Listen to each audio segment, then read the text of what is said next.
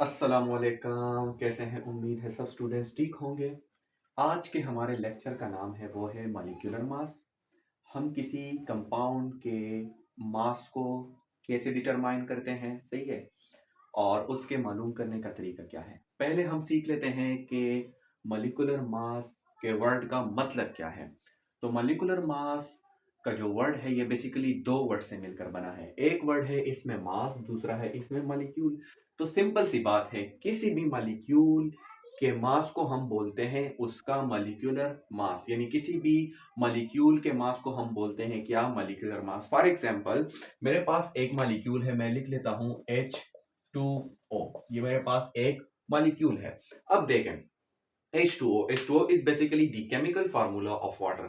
जब भी मैं इस मॉलिक्यूल का मास मालूम कर लूंगा, जब मैं इस मॉलिक्यूल का मास मालूम कर लूंगा, तो इस मॉलिक्यूल के मास को मैं क्या बोलूंगा? इस मॉलिक्यूल के मास को मैं बोलूंगा मॉलिक्यूलर मास। या अगर मैं फॉर एग्जांपल कोई दूसरा कंपाउंड लिख लूं, मैं लिख लेता हूं C6H12O6।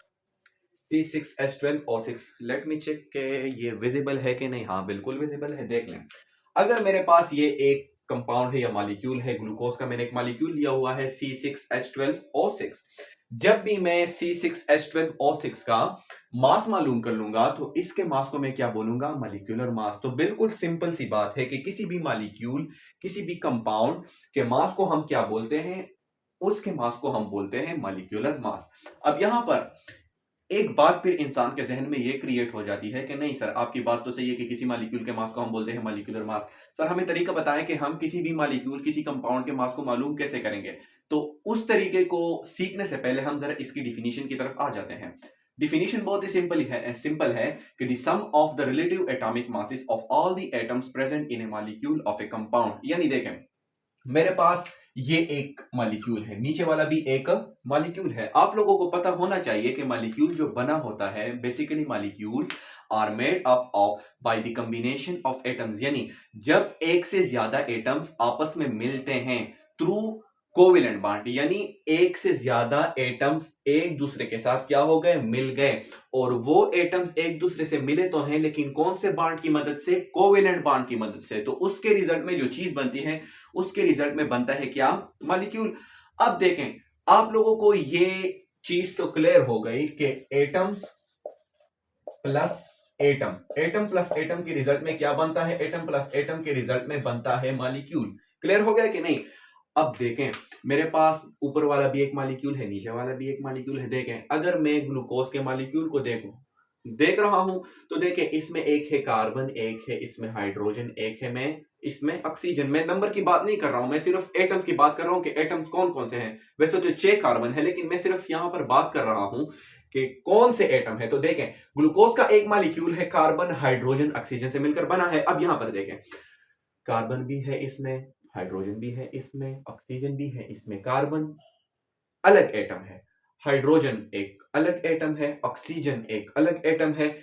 कार्बन का अपना मास होगा, हाइड्रोजन का अपना मास होगा, ऑक्सीजन का अपना मास होगा। जब कार्बन हाइड्रोजन ऑक्सीजन आपस में मिल गए, तो उसके रिजल्ट में क्या बना? उसके रिजल्ट में बना C6H12O6। यहां तक तो क्लियर हो गया। अब देखें, चूंकि कार्बन का अपना मास है, हाइड्रोजन का अपना मास है, ऑक्सीजन का अपना मास है, जब ये तीनों मिले, तो क्या इन तीनों के मास भी मिले होंगे कि नहीं? सिंपल सा रूल है। देखें, आपके पास एक बाल्टी है, suppose you have a bucket of A water. Clear हो गया कि नहीं? अब देखें, उसमें आपने 3 गिलास पानी डाल दिया। उसमें आपने कितने गिलास पानी डाल दिया? 3 गिलास पानी डाल दिया, सही है। तो देखें, जब भी मैं इस बाल्टी है आपके पास, या फॉर एग्जांपल बकेट है, सही है, या आप जग ले लें, सही है। तो जब मैं इसका मास मालूम करूंगा, तो मैं इसका मास कैसे मालूम करूंगा? मैं इसका मास मालूम कैसे करूंगा? मेरे पास दो तरीके हैं। मेरे पास दो कौन कौन से तरीके हैं? या तो मैं सिंपल ऐसे कर सकता हूं कि वो 3 गिलास पानी जो मैंने डाला था, मैंने पहले पहले ऐसे कर लिया कि उनमें 3 गिलासों में से सिर्फ एक गिलास का मास मालूम कर लिया। तो मेरे पास कितने गिलास हैं? 3 गिलास पानी था, सही है। तो मैंने 3 मल्टीप्लाई कर लिया उस एक गिलास के पानी के मास के साथ। एक ये तरीका है। या सिंपल एक ये तरीका है कि आपने वो 3 गिलास पानी किसी जग में, किसी बाल्टी में डाला हुआ है, आपने उस बाल्टी को रख लिया किस चीज पर?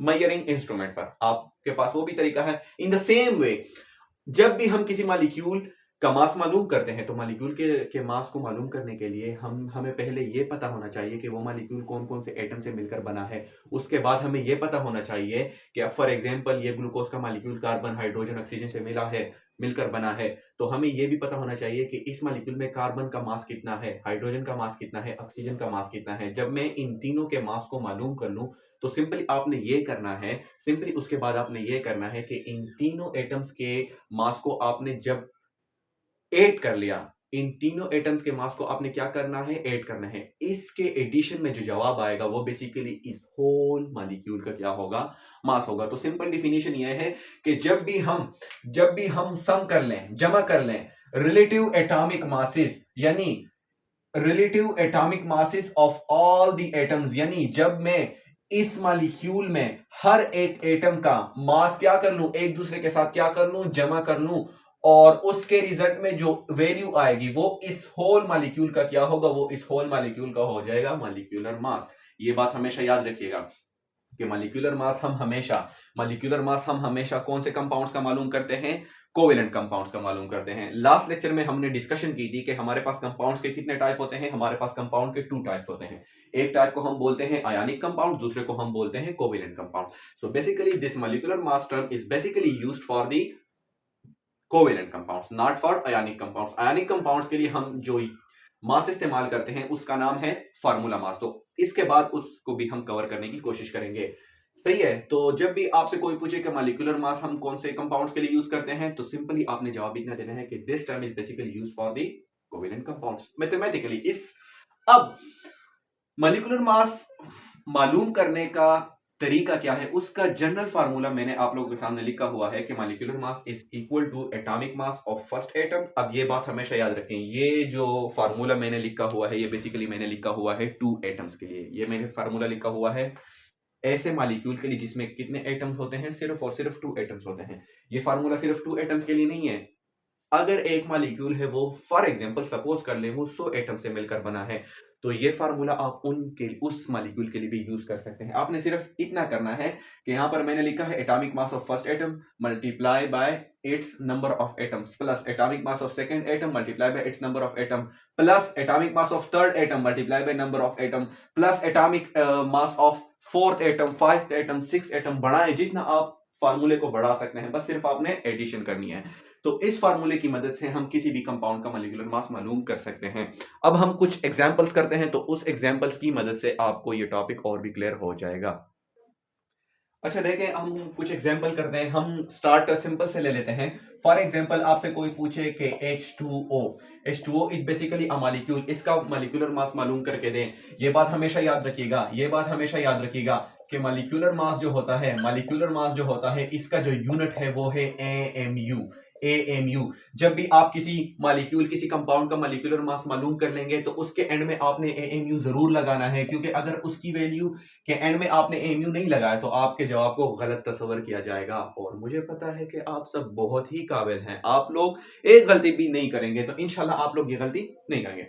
देखें, डिफिनीशन आप लोगों को याद होगी कि sum of all the atoms present in a molecule. इस मॉलिक्यूल में जितने भी एटम हैं उसके एटॉमिक मासेस को आपने क्या करना है, ऐड करना है। आपको पता है कि हाइड्रोजन का एटॉमिक मास कितना होता है, 1। वैसे तो है रिलेटिव एटॉमिक मास, वैसे तो इसका है 1.008, लेकिन हम यहां पर कंसीडर कर लेते हैं 1। सही है। Molecular mass is equal to, formula क्या था, atomic mass of first atom hydrogen multiply by its number. कितने हाइड्रोजन है हमारे पास, 2 जमा ऑक्सीजन हमारे पास कितने हैं, 1। ऑक्सीजन का रिलेटिव एटॉमिक मास कितना होता है, 16। ये हो जाएगा 2 plus 16 will be equal to 18 AMU। Clear हो गया कि नहीं? तो देखिए H2O का मॉलिक्यूलर मास हमारे पास कितना हो गया, 18 AMU।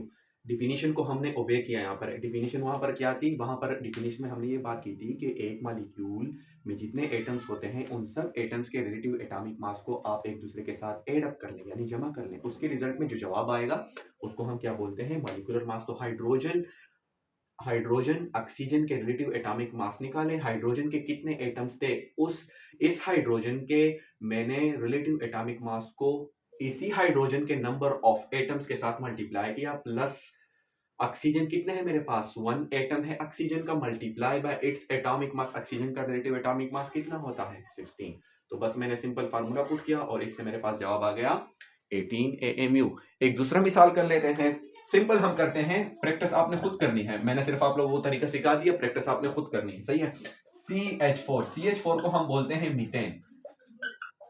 मीथेन देखें, कार्बन का जो मॉलिक्यूलर मास एम से मैं रिप्रेजेंट करूंगा, कार्बन का जो रिलेटिव एटॉमिक मास होता है वो कितना है 12, और कार्बन यहां पर कितने एटम्स है कार्बन के, ओनली 1, जमा हाइड्रोजन का 1 मल्टीप्लाई बाय 4, 12 जमा 4 इज इक्वल टू 16 AMU। तो देखिए मॉलिक्यूलर मास ऑफ CH4 यानी मीथेन का कितना हो गया 16 AMU। क्लियर हो गया कि नहीं, यहां तक क्लियर है कि नहीं? आप लोगों को मैं थोड़ा सा होमवर्क दूंगा, वो आपने प्रैक्टिस करना है, सही है।